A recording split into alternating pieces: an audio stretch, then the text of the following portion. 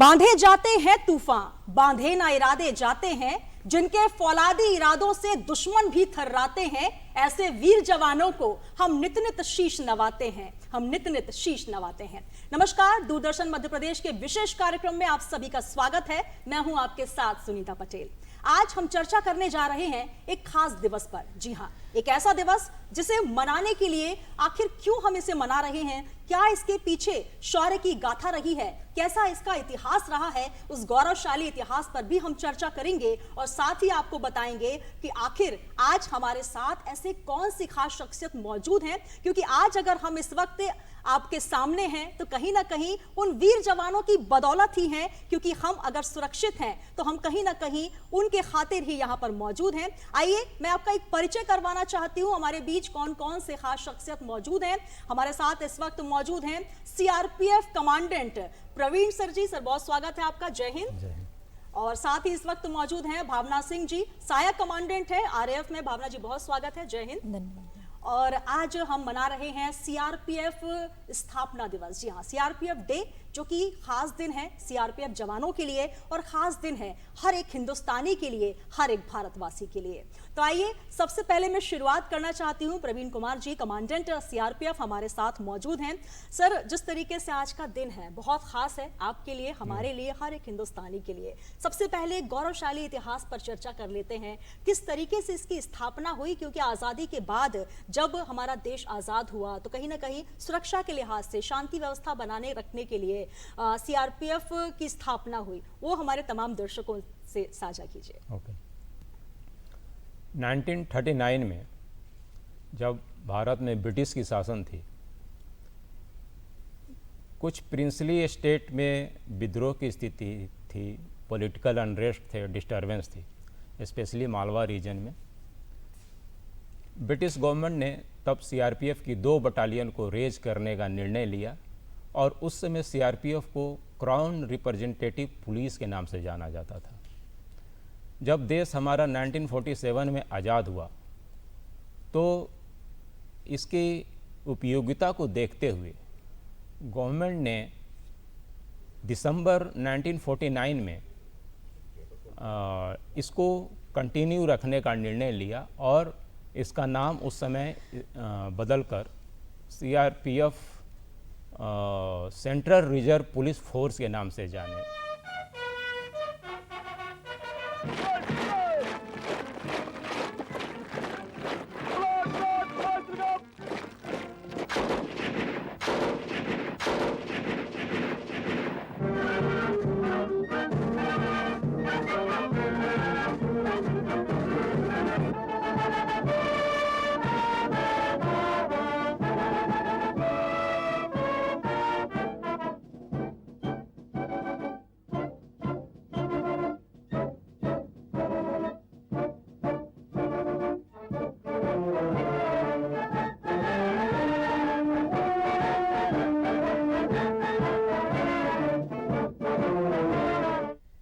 इसके बाद देश के विभिन्न हिस्सों में जो रियासतें थीं उसको मिलाने में सीआरपीएफ का उपयोग में लाया गया और सीआरपीएफ ने काफ़ी सराहनीय काम किया। और तब से आज तक सीआरपीएफ कंटिन्यू अपनी सेवा और बलिदान देती आई है, चाहे वो आंतरिक सुरक्षा हो, वाइटल इंस्टॉलेशन की सिक्योरिटी हो, वीआईपी सिक्योरिटी हो, नक्सल उग्रवाद हो, या पंजाब की इंसर्जेंसी हो, कश्मीर की इंसर्जेंसी हो, इन सब में सीआरपीएफ ने अपना बढ़ चढ़कर योगदान दिया है और जो समस्याएं थीं उसको कंट्रोल करने में सफल भी रहा है। इसके अलावा सीआरपीएफ कभी कभी जब भी वार लाइक सिचुएशन हुई या वार हुई उसमें भी अहम भूमिका निभाई है। इसमें सीआरपीएफ का कुछ योगदान बहुत महत्वपूर्ण है। 1959 में हॉट स्प्रिंग में जी। चाइनीज एग्रेशन हुई, जिसमें सीआरपीएफ के 10 कार्मिक शहीद हुए थे, और ये डेट थी 21 अक्टूबर। और तब से आज तक 21 अक्टूबर को पुलिस कमेमोरेशन डे के रूप में मनाया जाता है। इसके बाद 1962 जब चाइना से वार हुई थी, तो अरुणाचल प्रदेश में भी सीआरपीएफ के कार्मिक शहीद हुए थे जी। इसके बाद 1965 जब भारत पाक युद्ध हुआ, उस समय सीआरपीएफ की 4 कंपनी तैनात थी गुजरात के कच्छ इलाके में। सरदार और टक 2 चौकी थी वहाँ, जिसमें सीआरपीएफ की 4 कंपनी ने पाकिस्तानी आर्मी के ब्रिगेड को रोके रखा, और जो बैटल हुई थी उसमें 34 पाकिस्तानी आर्मी के जवान शहीद हुए थे। 4 को सीआरपीएफ के द्वारा बंदी बना लिया गया था, और इसमें हमारे भी 8 कार्मिक शहीद हुए थे। गौरवशाली गाथा है जी। इसके बाद चाहे वो पार्लियामेंट पे जो अटैक हुई थी, उसको हमारे ही जवानों के द्वारा न्यूट्रलाइज किया गया था। अयोध्या जो पहले राम जन्मभूमि और बाबरी मस्जिद विवादित जो स्थल माना जाता था, आज के डेट में राम जन्मभूमि परिसर के रूप में वो बोला जा सकता है। वहाँ पे 2005 में अटैक हुई थी, उसको भी सफलतापूर्वक और बिल्कुल क्लीन एक तरह से कह सकते हैं कि वो ऑपरेशन था, जिसमें वीरतापूर्वक हमारे जवानों ने उसको न्यूट्रलाइज किया। बिल्कुल, एक बहुत बड़ा गौरवशाली इतिहास है जिस पर हम जितनी भी चर्चा करें कम है। और प्रवीण कुमार सर बहुत तमाम जानकारी इतिहास के पन्नों से हम तक पहुंचा रहे हैं। लेकिन सीआरपीएफ लगातार अपने शौर्य के लिए, अपने बलिदान के लिए जाना जाता है, और उन्हीं जाबाजों को आज हम याद भी करेंगे, और इतिहास के पन्नों को पलटते हुए किस तरीके से सीआरपीएफ काम कर रहा है। और जैसा कि मैंने आपका परिचय दिया था, हमारे साथ एक सशक्त नारी के तौर पर सहायक कमांडेंट भावना सिंह जी भी मौजूद हैं। भावना जी का मैं रुख करना चाहूंगी, आरएफ से हैं। और भावना जी, रैपिड एक्शन फोर्स की जब हम बात करते हैं, त्वरित एक्शन लेना होता है, और ये कहा जाता है, क्योंकि अब तो ये बात हालांकि पुरानी हो गई है कि महिलाएं और पुरुष कुछ अलग हैं, लेकिन अब एक साथ कंधे से कंधे मिलाकर चल रहे हैं। किस तरीके से आरएफ में आपकी ट्रेनिंग होती है? क्या मेल और फीमेल कैंडिडेट्स की, कमांडेंट्स की ट्रेनिंग में कुछ अंतर होता है, या उसी तरीके से आपको गो थ्रू होना होता है? मैम, जैसा कि नाम में ही आपने देखा, रैपिड एक्शन फोर्स है। रैपिड, तुरंत, त्वरित कार्रवाई के लिए ये बटालियंस का गठन किया गया है, जिसमें जैसा कि आपने पूछा कि महिला और पुरुष में कोई भेदभाव है या ट्रेनिंग में उनमें कुछ कम ज़्यादा होता है, तो बिल्कुल ये एक मिथ है कि महिलाओं को अलग से ट्रीटमेंट मिलता है या अलग से उनकी ट्रेनिंग होती है। जब हम सीआरपीएफ से आरएफ में इंडक्ट होते हैं, तो पूरी प्रॉपर ट्रेनिंग हमारी जेंट्स के साथ होती है, पुरुषों के साथ होती है। पूरा रूटीन जो पुरुषों का है, जो ट्रेनिंग है, रनिंग है, ऑब्स्टिकल्स हैं, वो सब महिलाएं करती हैं। और ड्यूटी है, ड्यूटी के लिए भी जो भी डिप्लॉयमेंट आती है, जहाँ से भी डिप्लॉयमेंट आती है, वहाँ महिलाएं ड्यूटी में डिप्लॉय होती हैं। जो वेपन या जो यूनिफॉर्म एक पुरुष पहन के जाता है, वो वही वेपन एक महिला हैंडल करती है। तो ट्रेनिंग हमारी सबकी समान होती है, समानता से हमें देखा जाता है, तो ये बहुत अच्छी बात है। बिल्कुल, एक साथ चाहे फीमेल कमांडेंट हो या फिर मेल कमांडेंट, एक साथ मिलकर, एक साथ उनकी वो ट्रेनिंग होती है, वो जज्बा होता है, वो जोश होता है जिसके साथ वो कार्य करते हैं। और जैसा कि आप जानते हैं, आरएफ मतलब रैपिड एक्शन फोर्स, त्वरित कैसे एक्शन लेना है, क्योंकि जब सुरक्षा की बात होती है, शांति व्यवस्था की बात होती है, तो सबसे पहले नाम आता है सीआरपीएफ का। जी हाँ, सरकार का ये सबसे बड़ा एक सशस्त्र बल माना जाता है, और इस पर लगातार हम चर्चा कर रहे हैं। सर, आदर्श वाक्य ही है सेवा और वफादारी। तो जिस लगन के साथ, सेवा और वफादारी नहीं है, ये सेवा और निष्ठा जी। तो किस तरीके से निष्ठा के साथ काम किया जाता है, क्योंकि एक ये भी बात सबके मन में आती है कि आर्मी और सीआरपीएफ, क्योंकि जब भी हम कुछ दंगा होता है, कुछ अशांति देश में होती है, तो ये कहा जाता है कि सीआरपीएफ का काफिला वहां पहुंचा, लेकिन आर्मी भी मौजूद होती है। तो किस तरीके से दोनों के रोल्स एंड रिस्पॉन्सिबिलिटीज में कुछ अंतर होता है, या किस तरीके से आप उस सिचुएशन को हैंडल करते हैं? मुख्य अंतर तो ये है कि आर्मी डिफेंस मिनिस्ट्री के अंदर आती है जी। और आर्मी, नेवी और air force, CRPF, BSF, SSB, ITBP, अन्य इस तरह की जो बल हैं, असम राइफल, ये मिनिस्ट्री ऑफ होम अफेयर्स के बीच आते हैं। इसमें सबका अलग अलग रोल बटा है, जो भी सीपीएमएफ हैं, जिनको सेंट्रल पैरामिलिट्री फोर्स के रूप में जाना जाता है। इसमें सीआरपीएफ का जो मुख्य रोल है वो आंतरिक सुरक्षा है। इसी प्रकार बीएसएफ, आईटीबीपी के अलग अलग रोल हैं। आंतरिक सुरक्षा में जो सब्जेक्ट है लॉ एंड ऑर्डर का, इसमें लॉ एंड ऑर्डर में फिर इसको बृहद रूप से कहते हैं हम लोग, लेकिन इसमें फिर इंसर्जेंसी भी आ जाती है, एंटी नक्सल ऑपरेशन हो, फिर वाइटल इंस्टॉलेशन की सिक्योरिटी हो, वीआईपी की जो वीआईपी सिक्योरिटी हो। तो इस तरह के जो भी ड्यूटी है ये सीआरपीएफ कर रही है।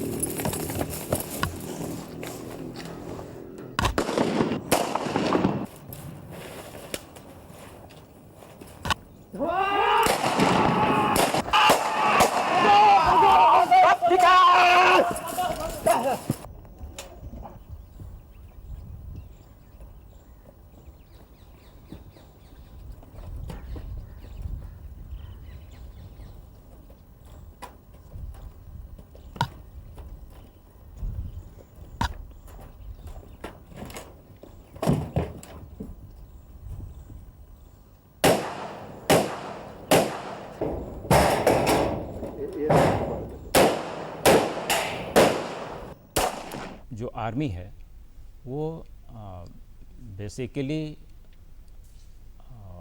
जब एक्सटर्नल अटैक होता है कंट्री पे, तो आर्मी, एयरफोर्स, नेवी उसमें का रोल होता है जी। लेकिन कई जगहों पे, जैसे आरआर की जो बटालियन है, ये पूरी की पूरी आर्मी से डेपुटेशन पे ली जाती हैं इसमें। तो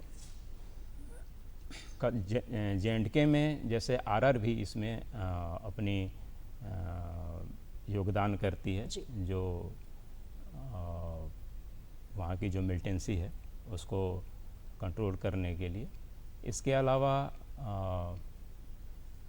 अन्य जगहों पर भी आर्मी तैनात कई बार की जाती हैं, लेकिन जो सीआरपीएफ है वो मुख्य रूप से आंतरिक सुरक्षा के लिए उपयोग में लाई जाती है।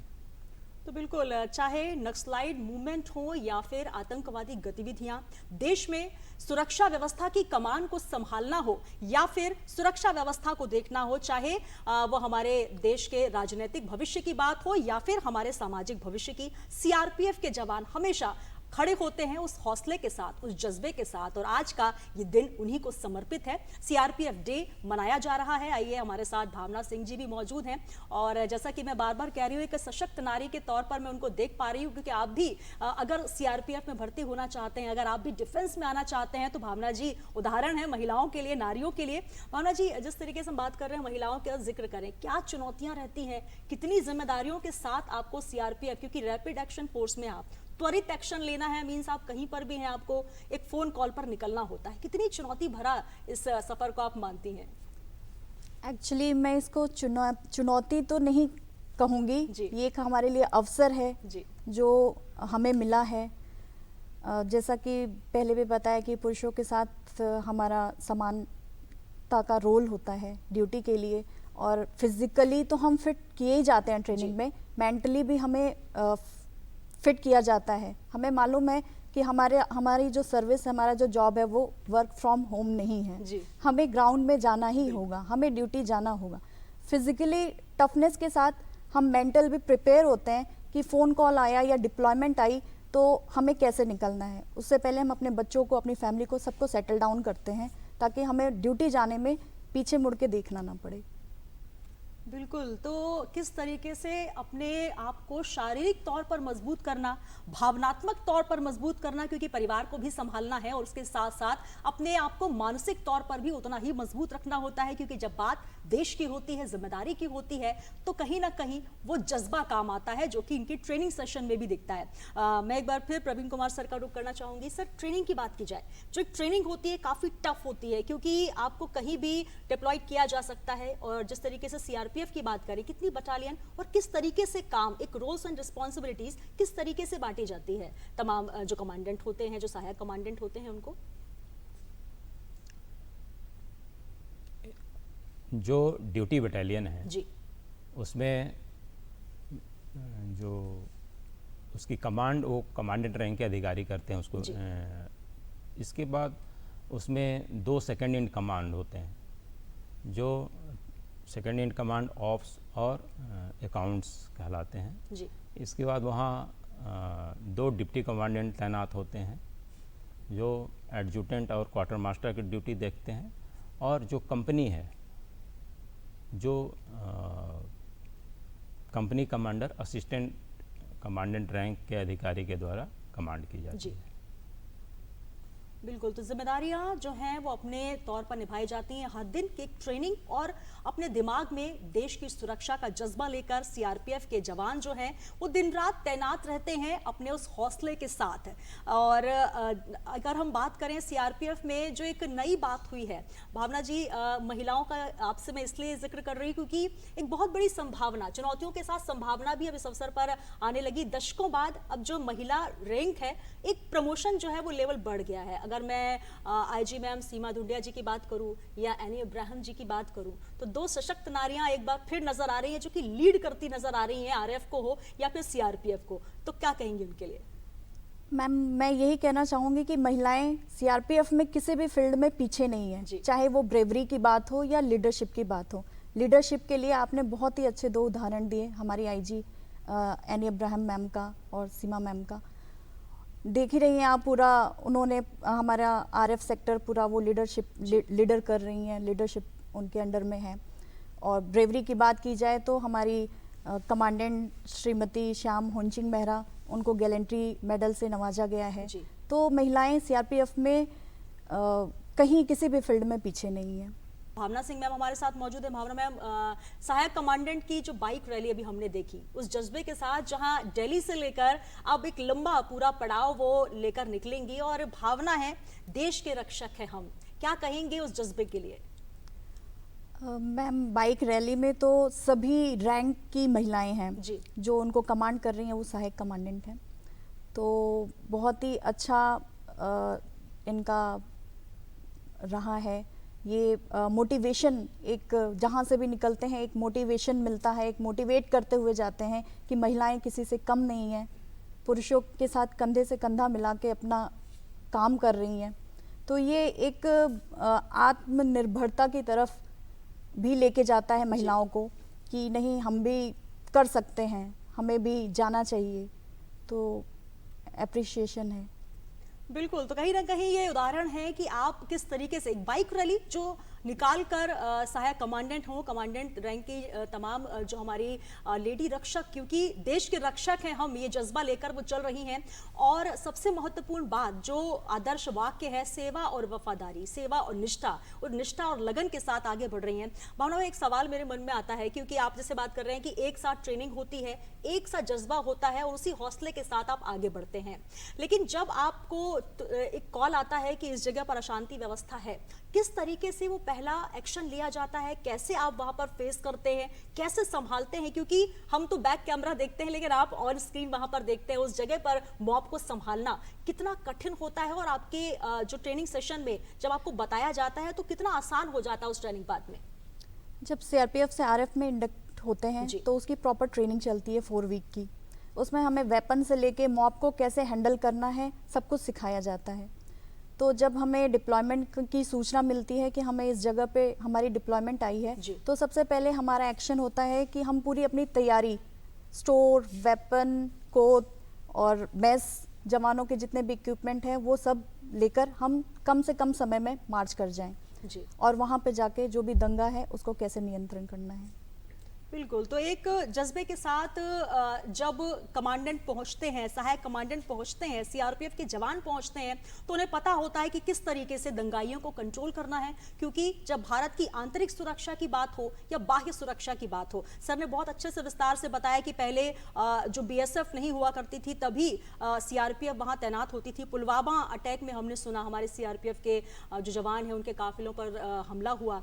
सर आप बस्तर जैसी जगहों पर, छत्तीसगढ़ में भी आप पोस्ट रहे हैं, नक्सलाइट एरिया में कितना कठिन होता है, किस तरीके से उस मूवमेंट में एक जज्बे के साथ आप आगे बढ़ते हैं, क्योंकि घना जंगल और उस बीच नक्सल जो लोग हैं नक्सलाइट, उनको कंट्रोल करना।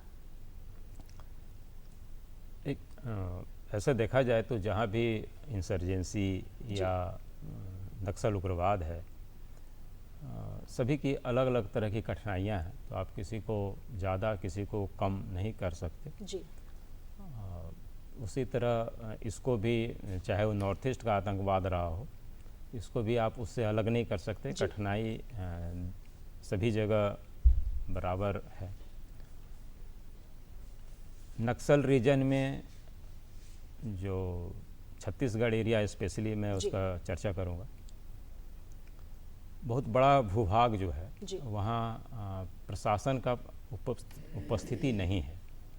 उसमें से एक अबूझमाड़ एरिया अगर आपने नाम सुना होगा तो वो भी एक है जो अभी तक प्रशासन वहाँ पहुँच नहीं पाई है, लेकिन लगातार जो सरकार का प्रयास है, धीरे धीरे वहाँ पहुँचने की थाना स्थापित किए जा रहे हैं, रोडें बनाई जा रही हैं, ताकि जो एरिया नेटवर्क में नहीं है उनको अपने नेटवर्क में ले लिया जाए। जिस कारण से जो सूचनाएं हैं वो आदान प्रदान नहीं हो पाती हैं इंटीरियर इलाकों से। वहाँ पे बहुत बड़े इलाके में ये जो नेटवर्क है हमारा कम्युनिकेशन का, मतलब जो मोबाइल या टेलीफोन की जो सुविधाएं हैं वो भी बहुत बड़े इलाके में नहीं हैं, जिससे कि जो लोग अगर कुछ पुलिस को सूचित करना चाहें तो वो बता सकें। सड़कें नहीं हैं कि आप तेज़ी से वहाँ पे फोर्स पहुंचकर उन पे कार्रवाई कर सकें। और भी काफ़ी चीज़ों की दिक्कतें हैं। तो एक तो फोर्स को वहाँ काफ़ी लंबी दूरी तक चलना पड़ता है, घने जंगलों वाला इलाका है, तो दुश्मन कहीं भी छिपा हो सकता है। उसकी एक दूसरी समस्या ये भी है। तीसरा, जो गांव के लोग हैं, जो इंटीरियर इलाके लोग हैं, तो वो डर से भी अगर कुछ जानते भी हैं, कुछ सूचना उनके पास भी होती तो वो शेयर नहीं करते। तो ये सब परेशानी है वहाँ। बिल्कुल, तो बहुत सारी विषम परिस्थितियां और चुनौतियों के बीच सीआरपीएफ का काफिला जो है वो आगे बढ़ता है, और चाहे नक्सलाइट इलाका हो या फिर आतंकवादी गतिविधियां हो, तमाम इलाकों में सीआरपीएफ के जवान मौजूद होते हैं। चलते चलते मैं सर आपसे संदेश क्या कुछ हमारे तमाम दूरदर्शन के दर्शकों को आज के इस खास दिन पर देना चाहेंगे? यही संदेश देना चाहूँगा, जो युवा हैं वो सीआरपीएफ में भर्ती हों, चाहे जिस रैंक में भी वो चाहते हों उसका प्रयास करें, और देश की सेवा में अपना योगदान दें।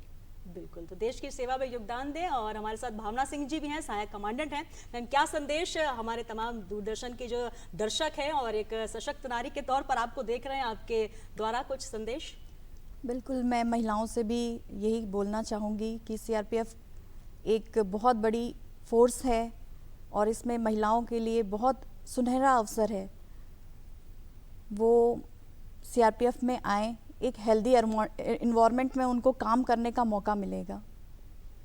तो बिल्कुल संदेश जो है आप तक पहुंच गया है और आज का दिन खास है, सीआरपीएफ डे हम मना रहे हैं और ये दिन समर्पित है उन देश के जवानों के लिए, जाबाजों के लिए जो अपने हौसलों के दम पर आगे बढ़ते हैं। परिस्थितियां चाहे जो भी हो लेकिन आगे बढ़ते हैं और चाहे वो देश की आंतरिक सुरक्षा का मामला हो, शांति व्यवस्था भंग अगर हो रही है तो किस तरीके से अपने मजबूत हौसलों और इरादों से उनको रोकना है, दंगाइयों को किस तरीके से कंट्रोल करना है, नक्सलियों और आतंकवादियों को किस तरीके से मुंहतोड़ जवाब देना है, ये सीआरपीएफ के जवान बखूबी करते हैं। और यही वजह है कि ये शौर्य गाथा और साथ ही एक गौरवशाली इतिहास रहा है सीआरपीएफ का। तो आप सभी को पुनः पुनः सीआरपीएफ डे की हार्दिक हार्दिक शुभकामनाएं। दूरदर्शन के तमाम दर्शकों को एक बार पुनः पुनः शुभकामनाएं। जय हिंद, जय भारत।